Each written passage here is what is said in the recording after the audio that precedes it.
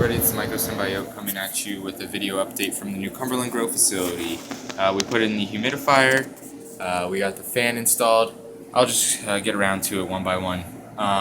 But yeah, we set it up and we're in production now. So we have the humidifier in here. This is the Duracraft that we got donated to us this year. Has a 4 gallon per day output. It fills up a nice big tank here. We were utilizing this within the Hummelstown facility, and it was doing very well in a larger room than this. So I'm going to be, this should be doing pretty good for us. We have it on high on the full setting, just because I just put this in here today, and we want to get the humidity up to where it needs to be. But yeah, it can do a 35 by 50 foot room size fairly easy. So this should do this one pretty good.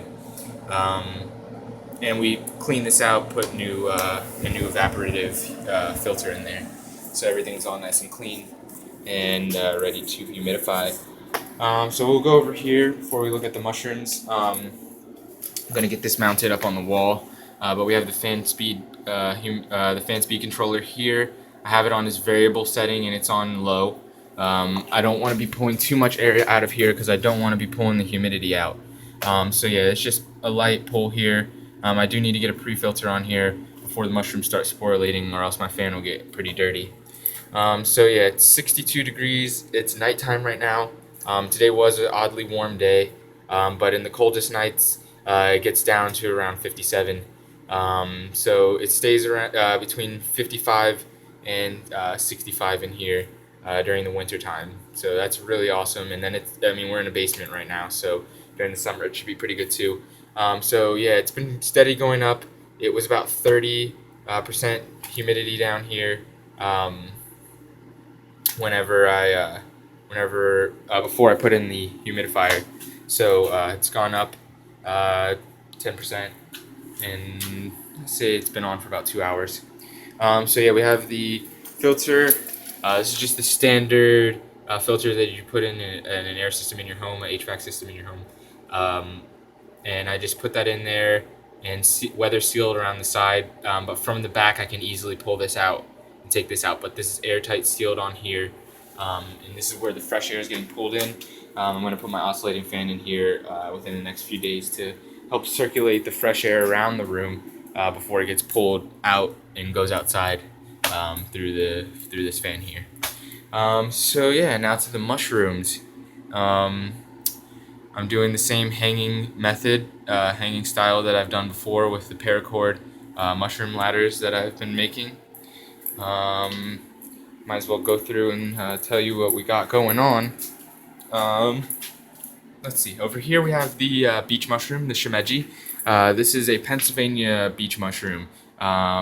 This is the Hypsizygous testulatus. This species actually comes from Seven Springs. Trad Cotter found this during the Mother Earth News Fair during some of the foraging that we were doing up there.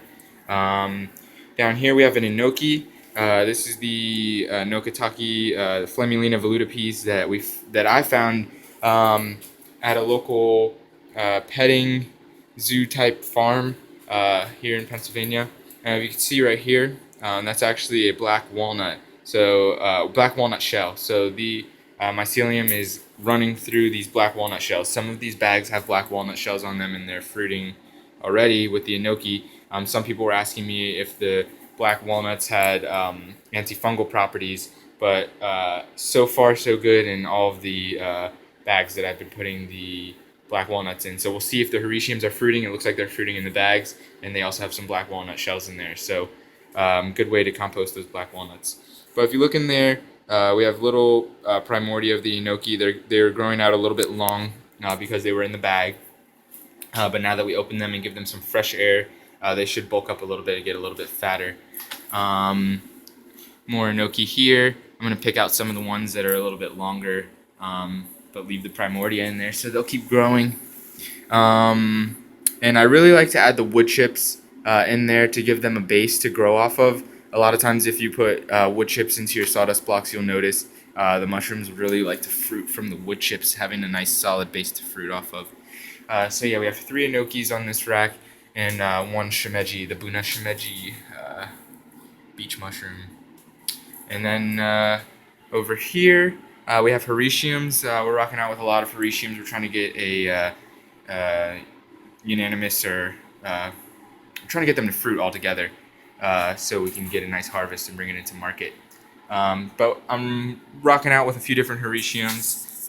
We have the Hericium erinaceus, Hericium americanum, Hericium coralloides. This is another shimeji, the same Pennsylvania culture shimeji. And this whole rack is hericiums as well. Start from the bottom and go up. We have a Hericium coralloides, Hericium americanum. Slide around here. Hericium erinaceus, a Hericium aviatus, and a Hericium americanum.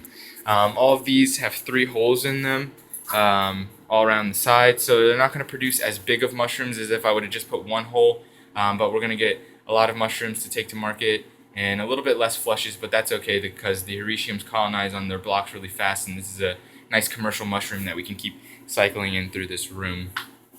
So yeah, we got these in here on some heavy duty zinc hooks with these little connector pieces here, these S connectors. This is a brown oyster, also collected from the Mother Earth News Fair, but didn't come from Seven Springs. Charlie Aller actually brought this species up from Clarion. He brought a box full of oyster mushrooms for dinner. We shared a huge mushroom feast, and I snagged a few of the oysters and took them back, as well as a nice hericium that Olga Sogas from Smugtown brought up. And I cultured a bunch of mushrooms whenever I got back from that little festival or gathering. So yeah, this is a brown oyster, Pleurotus ostretus. The white oyster counterpart, I don't know if anybody had been following along on my Facebook or Instagram, but the white oyster counterpart of this actually produced pretty small mushrooms. So I did the same and put 3 holes just like the hericium around, and hopefully we can just get it to fruit throughout all of the holes at once. And if it does produce small mushrooms, then we'll just have a bunch of them that we can take to market as well.